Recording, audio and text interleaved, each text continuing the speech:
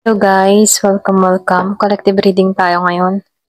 Tingnan natin kung ano yung energy ng person mo para to sa mga no contact situation. Ano yung nararamdaman ng person mo nung mawala ka sa buhay niya, okay? Tingnan natin ngayon, ano yung nararamdaman ng person mo nung mawala ka sa buhay niya. Give it a message. Ano yung nararamdaman ng person mo nung mawala ka sa buhay niya?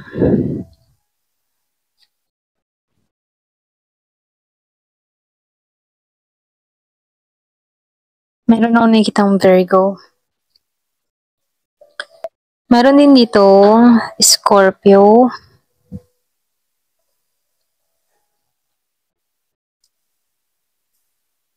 Meron ako nakikitang Taurus, Capricorn. Malakas ang earth sign.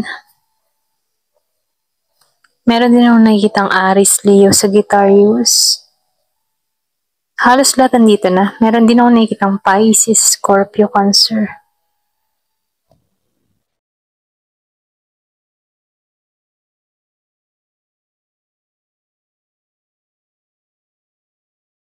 So dito, nakikitaan ko dito. Nafe-feel ko sa person, para siyang lumayo. Lumayo siya sa karamihan. Lumayo sa yung bang makamundo, okay? Parang meron tong natutunan sayo. Meron tong natutunan sa connection nyo. Nagkaroon to ng aral nung mawala ka rito. Lalo-lalo na nung panahong nahihirapan to sa sitwasyon. Kumbaga, itong tao mo, meron tong natutunan dito na kung saan malaki yung pinagbabago niya sa kanya. Sarili ngayon, So dito, nare-realize ng tao mo or ng person mo dito na yung mga maling nagawa niya. Nakakaranas to ng hirap na sitwasyon. Meron akong nakikitang merong iniindang karamdaman. Yung iba sa'yo, meron kang person na merong iniindang karamdaman, meron siyang sakit, or pwede rin merong maintenance, Nakikita ng tao na to yung halaga mo sa panahon ngayon, sa panahong nagkakaroon na siya ng mga nararamdaman dito. Pwedeng dinadapo ng sakit, or pwede rin sabihin na umiidad na. So, nafe-feel ko dito na itong person mo, ngayong kanya kailangan, okay? Ngayon niya nararamdaman na, kailangan ko tong tao na to. Siya lang yung umintindi at umunawa sa akin dito. Na kung saan, wala ka na rito. So dito, lumalabas dito na itong tao mo, kailangan lang nito ng lakas ng loob, Kung halimbawa, gusto kang makuha muli nito. Kailangan niyang lakas ng loob na harapin ka, kailangan ng tao na to ng lakas ng loob na kausapin ka, kasi yun yung kulang sa kanya. Pwedeng meron kang person dito na hirap siyang magpaliwanag ng kanyang nararamdaman. Hindi niya kayang i-express, or pwedeng sabihin hindi siya ganong klase ng tao na very expressive, hindi siya ganon. So dito, lumalabas dito na alam ng tao na to yung mga nagawa niyang pagkakamali na kung saan doon niya natatagpuan na lahat ng mga pagkakamaling nagawa niya rito sa'yo, okay? So dito lumalabas na hindi pa rin nagtatransform tong tao na to. Kumbaga nakikitaan ko dito na malayong malayo na ang pag-itan yung dalawa rito. So lumalabas din dito, wala siyang lakas na harapin ka, okay? Pagdating sa mga problema or pwede rin sabihin sa discussion sa inyong dalawa, hindi niya kayang ipagtanggol yung sarili niya. Ito rin nakikita ko. Halimbawa, meron ka nang nahuli dito, tumatahimik na lang to. Hindi niya kayang idepensa kahit wala siyang maling nagawa. For example, hindi niya kayang depensahan yung sarili niya na kung saan lalo siyang nadidiin sa sitwasyon. So dito, no, kaya siya ganito, no, lumalabas dito na ayaw niya kasi ng maraming isipin, ayaw niya rin ng nakikipagtalo. So lumalabas din dito na tahimik lang tong person mo, okay, pag kayong dalawa rito, no.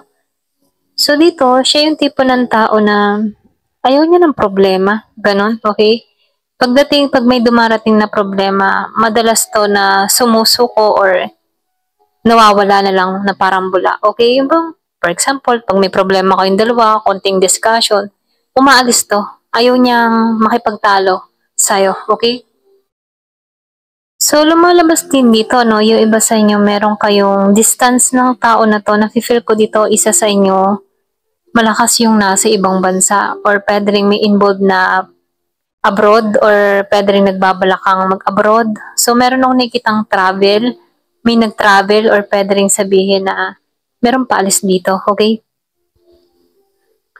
So, yung nararamdaman ng tao na to, no, alam niya lahat ng mga pagkukulang niya dito na kung saan ngayon niya nararanasan dito.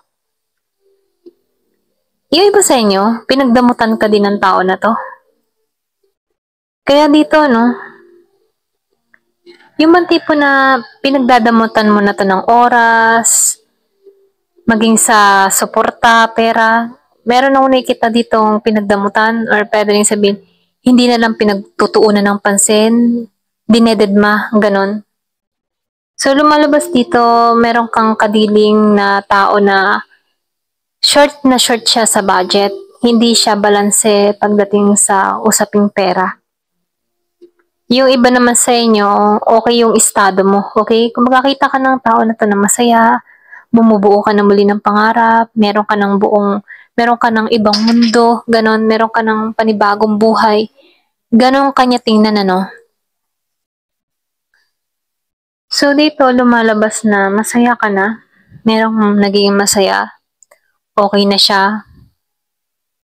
Pero meron din akong nakitang nag-iintay hanggang ngayon. Nananatili pa rin naghihintay. Yung iba sa inyo, meron akong nakikitang matatapos na yung kontrata or pwedeng kung meron kang kadiling na nasa ibang bansa, malapit na tong matapos yung kontrata. Nafe-feel ko dito yung paglalakbay. Meron akong nakikitang action, movement, pagkilos, ganyan. Meron akong nakikitang maglalakbay. So, nafe-feel ko dito yung iba sa inyo, meron dito magbabaka sakali sa'yo. Ito lang nakikita ko, no? Kumaga, pwedeng naghihintay lang ng timing tong tao na to, pero andun pa rin yung pagnanais ng tao na to ng bagong simula, renewal. Gusto ko niyang makasama. Ito lang yung mensahe, no? Kumbaga, ikaw yung nakikita niya na para sa kanya. Gusto ko ng tao na to na bumuo ng pamilya. Gusto niyang ibalik yung mga nawala sa inyong dalawa. Kaya lang dito, no? Hindi siya stable dito pagdating sa pera. Pwede ikaw stable ka, okay yung estado mo, nakukuha mo yung gusto mo, nabibili mo mga bagay na gusto mo, masaya ka, nakarecover ka na. Samantalang itong tao na to, hirap siya sa sitwasyon. Ikaw yung kapahingahan ng tao na to, ganun kanya tingnan, ano. Kaya lang dito, pwedeng nung dumating tong tao na to sa'yo, before, ano, ikaw yung stress, siya relax. Ikaw stress, siya maayos. Pero nung inalis tong tao na to, masaya ka na eh. Ito lang nakikita ko sa'yo. Pwede yung iba sa inyo nabunutan ka ng tinik nang umalis itong tao na to. Kaya lang dito, nagkakaroon siya ng realization dahil nahihirapan siya dito. Pwede ikaw na lang ang naiisip na paraan ng tao na to na makakatulong sa sitwasyon niya rito. Okay? So, tingnan natin kung ano pa yung mga gusto niyang sabihin, okay?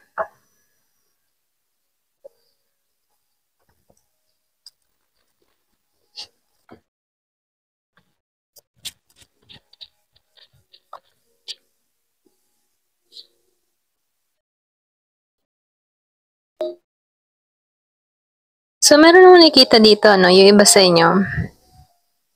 Hindi mo pa rin naman sinusukuan ang pag-ibig. Kaya lang dito, gusto mo ibang tao.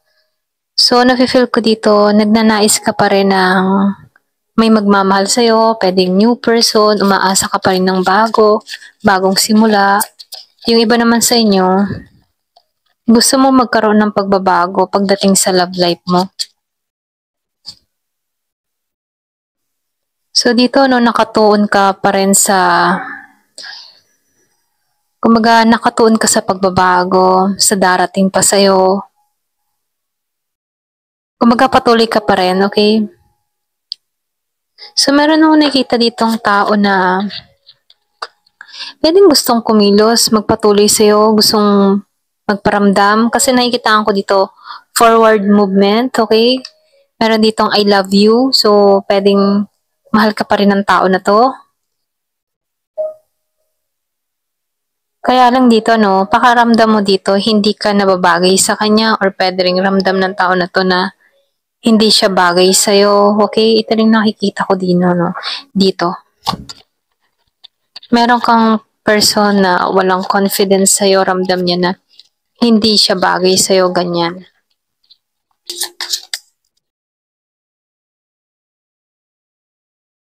So, merong broken promises na nangyari. So, merong mga promise na hindi natupad. Kaya dito, no, pwedeng ikaw, nagtuon ka na lang sa ibang direksyon, handa ka na sa bago.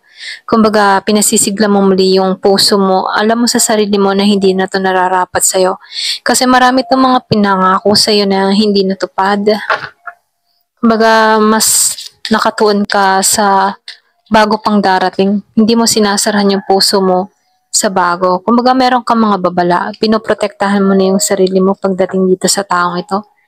Ito lang nakikita ko. So, tingnan natin kung ano yung kanyang tinatago, ano. Yung gusto niya bang, yung ba tipong lihim na nararamdaman ng tao na to na hindi niya masabi sa'yo. Okay? Give it a message. Ano yung hindi niya masabi sa'yo?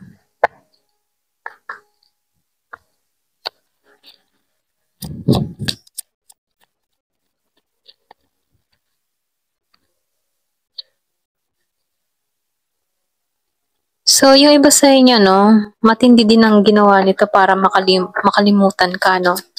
Yung iba sa inyo, meron kang kadiling dito na nagtuon na lang sa trabaho para makalimot sa'yo. So, nakikitaan ko dito kaya niya ginagawa yun, ano, kasi alam niya yung nararamdaman niya, distraction lang yun sa kanyang mga goal o pangarap.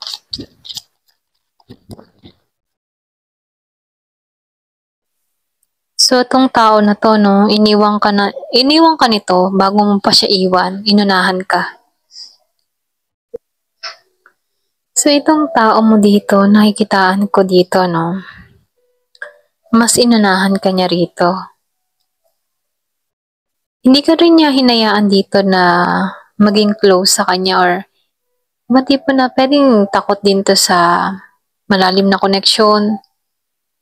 So, meron kang ganong tao, no? Kumbaga, hindi niya hinayaan na mas lumalim pa yung connection nyo. Kaya lang, itong tao na to, naalala niya lahat ng mga memories nyo nung araw na iyon. Pwedeng araw na nagkita kayo, nagkakilala kayo. Nagbabalik tanaw sa kanya. Kaya lang takot siya sa ano, yung malalim na connection. Pwedeng meron tong mga trauma or bad experience before, ano. Kaya ganito yung kanyang reaction.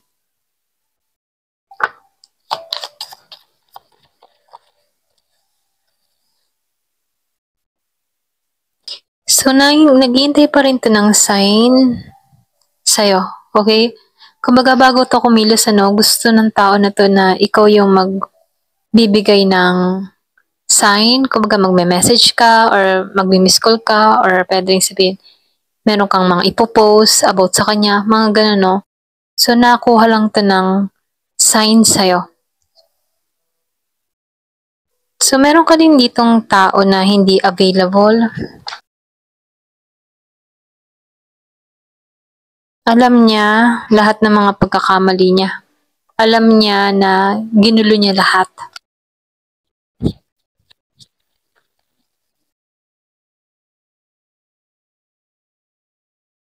Pero ikaw yung napalapit dito sa tao na 'to. Puwedeng may pagka-playboy, playgirl talaga 'tong tao na 'to 'no? Sa lahat ng mga nakakarelasyon niya, ikaw yung pinakamalapit sa puso niya.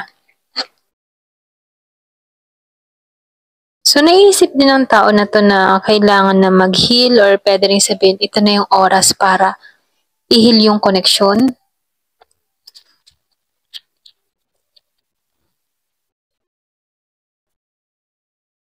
So, umaasa 'tong tao na 'to na isang araw mapatawad mo siya. Puwedeng meron siyang mga mas matinding atraso sa'yo, puwedeng hindi mo alam. Kaya ito 'no, isang araw humiling siya na mapatawad mo or puwede ring meron kang mga natuklasan dito na sobrang tindi kung bakit nanggagaliiti ka, galit ka, ganyan.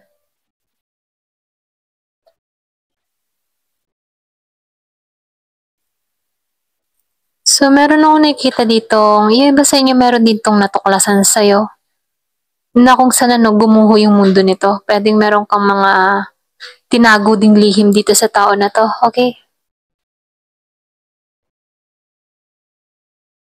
So, itong tao na 'to 'no, nafi-feel ko dito, meron siyang tinago talaga kung sino siya. Puwedeng meron na 'tong unang asawa, puwedeng nagpanggap siya sa'yo na binata, dalaga.